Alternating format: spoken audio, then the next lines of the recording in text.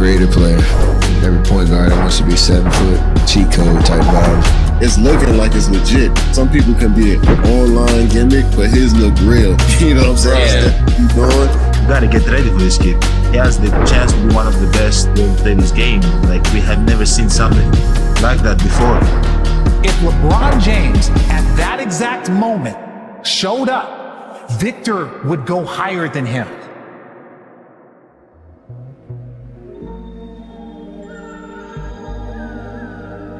For years, we heard the noise, whispers traveling past the Atlantic Ocean, murmurs dancing across the western horizon. It felt inevitable, but it still felt distant, too theoretical to feel threatening. The kind of thing you heard and tucked away, waiting for some clear signs before investing too much attention into it. The thing is, he's here now. The whispers have grown into shouts, and the murmurs have morphed into raving conversations. The greatest existential threat France has produced since nihilism is standing on the precipice, and it doesn't look like he'll be waiting there for very long.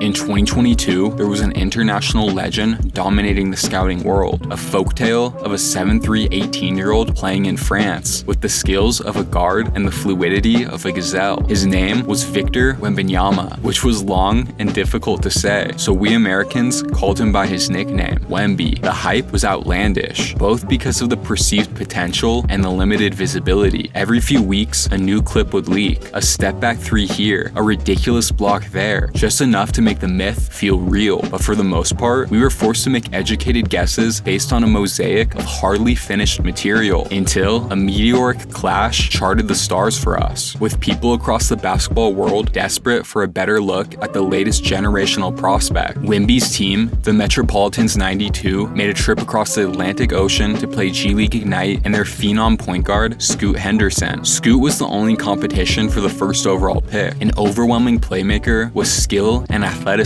a prototype we already understood. Wemby didn't get the benefit of familiarity. Some saw a once-in-a-lifetime albatross meant to break the game of basketball. Others worried about his size or the injury history of great big men. Yeah, everyone was grasping for straws, but we didn't really know what to make of the player we were hearing about. Watching his games was impossible for anyone who wasn't an insomniac, and everything we heard sounded like the textbook definition of too good to be true. This exhibition game between two teams that would have otherwise never met was the de facto debate settler, and roughly a minute into the game, we got our answer.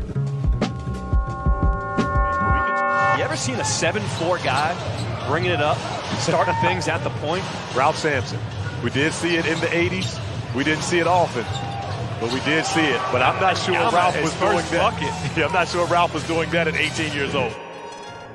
Wemby dribbled the ball up the court, sized up his man, and hit him with a combo so smooth it frightened us to our core before finishing the tough layup. Guys that tall have hardly ever existed, and they've never had the audacity to move like that. Throughout the rest of the game, he put on a show captivating enough to keep the eyes of the world glued to an inconsequential basketball game in the middle of football season. Blocks that made his wingspan seem infinite, threes that made contests seem arbitrary, and ridiculous displays of skill that had everyone asking each other the same thing. Did you see that? Scoot would go on to dazzle with 28 points and 9 assists, but Victor had 37 points, 5 blocks, and 7 threes, while towering over every player on the floor. There was simply no more debate. There wasn't a name imaginable that would have gone ahead of the walking monument from the City of Lights. From the moment forward, the lottery became a sweepstakes, a franchise-altering game of chance, and when that final ping pong ball was picked, it was the San Antonio Spurs who had been given the right to draft the best prospect since LeBron James. Honestly, they could have started selling jerseys at that very moment.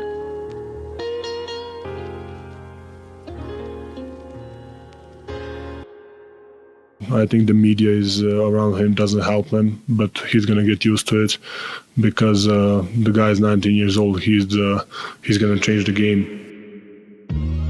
Wemby's rookie season was bound to be played out under the most intense spotlight imaginable, but early on, he seemed to be handling it well. 4 games into the regular season, and his career was unfolding the way most people expected it to. He already had a couple 20-point games under his belt. His defensive impact was almost incomparable, and he continued to give every large outlet around the league plenty of jaw-dropping highlights to repost every time he touched the floor. But it was his 5th game that was setting up to be something more than interesting. For starters, it was the last game in a typical opening week slog, a road trip across the West Coast with no more than a single day of rest between games, ending in Phoenix. It was the Spurs' 2nd consecutive game against the Suns, which meant it was Victor Wembanyama's 2nd consecutive game against his childhood hero, Kevin Durant. In their first meeting, Wemby played well, 18 points, 4 blocks, and a Spurs win against a squad that was supposed to be much closer to title contention than they were. Now, we had a chance to see more than his talent. We got a look at his fortitude. It was impossible to question the rookie's ability, but part of what makes the great ones great is the intangible scaffolding, the maturity, the grit, the way they handle the gauntlet that is an 82-game season with professionalism. This was the perfect early venue to get a glimpse at all of that, with a Hall of Fame measuring stick to compare him to. Wemby didn't need to win this matchup. San Antonio didn't even need to win the game. He just needed to compete at a high level to show the world that no moment was too big and no logistical hurdle would be too high to overshadow his greatness. And from the opening tip, he handled business. I want to think like, yo, this is the guy that I've watched for 10 years is like my idol, but I got to lock in and think, yeah, he's going to try and step on me the whole game. So I got to lock in, and I don't care he's my idol. I got to go into them, you know.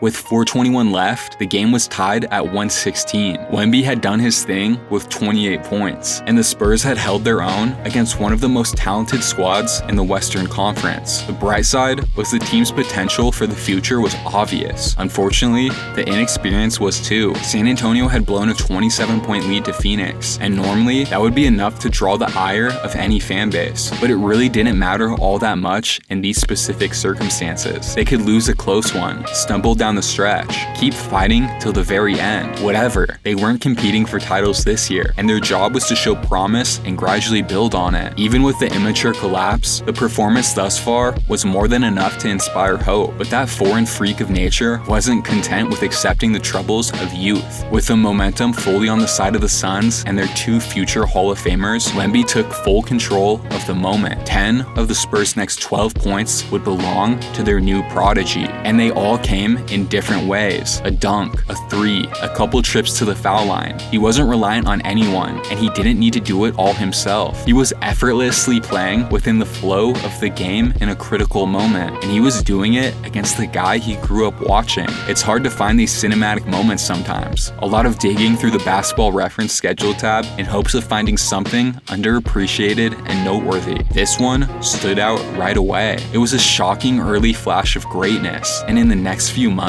he only built on it. By the end of the basketball season, he was the unanimous Rookie of the Year, the league leader in blocks per game, and the runner-up for Defensive Player of the Year. Then a couple months later, he decided he wasn't done. He pushed the US national team to the brink in front of his home country. Sometimes, the universe goes out of its way to make sure we know what we're seeing. It was a single season so devastatingly impressive, his otherworldly talent was normalized, and it was literally just the beginning.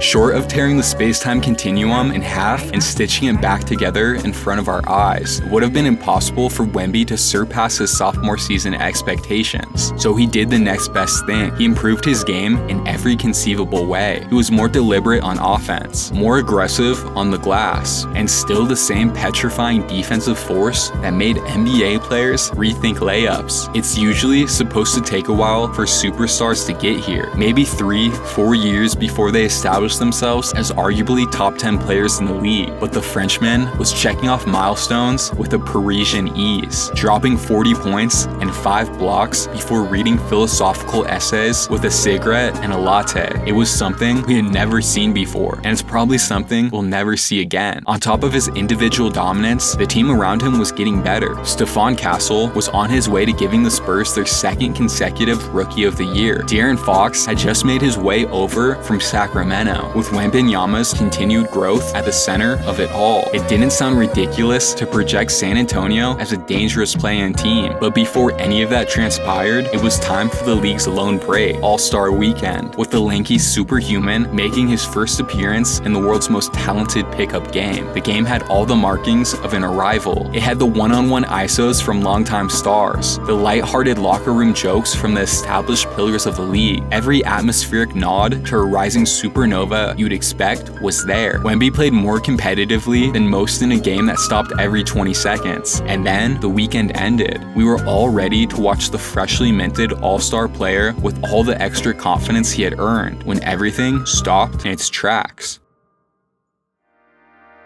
Breaking news out of the NBA, according to our Shams Charania, Victor Wembanyama, the San Antonio Spurs star, is going to miss the rest of the season with what Shams is reporting, a form of a blood clot in his right shoulder. Before the Spurs played their first game out of the break, it was announced that Wembanyama had a case of deep vein thrombosis. He would be out indefinitely. It felt like a cosmic joke, the most unique talent we'd ever seen, reminding us how fragile greatness always is. Thankfully, the Spurs handled it with all the patience the situation required. They put him on blood thinners, instructed him to rest, and kept him far away from any competitive basketball for the rest of the season. For a few months, we didn't hear much. Maybe a few stoic moments from the San Antonio staff telling us his recovery was progressing nicely, but that was pretty much it. We were kept in the dark, forced to quiet our looming anxieties with distraction and hope, until the season ended and the announcement came. Victor Wembanyama was fully cleared. The basketball world breathed a sigh of relief, wondered how quickly he would look like himself again, and then witnessed probably the greatest individual summer in league history. It started with a trip to the Shaolin Temple in China, where the star would live the life of a monk for 10 days. That's not an exaggeration. He woke up at 4:30 a.m., immersed himself in consistent sessions of meditation, and studied Shaolin Kung Fu. Then he stopped in Japan, where he made a free kick in a pickup soccer game that was so precise, it was kind of annoying. Finally, he ended his cartoonishly perfect training arc with a secretive pep talk from Kevin Garnett, and an under-the-radar training camp with none other than the godfather of the post, Hakeem Olajuwon. Look, it's not easy to impress us with an off-season training regimen, but this one was absurd, creative, introspective, and inspiringly humanistic. Maybe we're falling for another summer mirage, but if that's the case, this is the most impressively real mirage we've ever seen. We're going to level with you. Discussing Victor Wembanyama at this point in his career is difficult. He's already amazing, likely the most impactful defensive force in the league with an offensive arsenal that grows by the game. But no one wants to know about how good he is now. They want to know about how good he will be, and we can't answer that, and we won't try to. There's no end to the expectations we could project. Any amount of hype would seem well warranted with this extraterrestrial behind it. And trust us, it's hard to resist rambling about what this year could look like, but we don't want to make this season about anything more than Wemby being Wemby. So we won't lay out any predictions, and we won't warn the league about what's coming. They already know about it anyway. All we'll say is this: tune into the Spurs games this season as often as you can. It will be well worth your time. Watching history unfold has always been better than trying to predict it.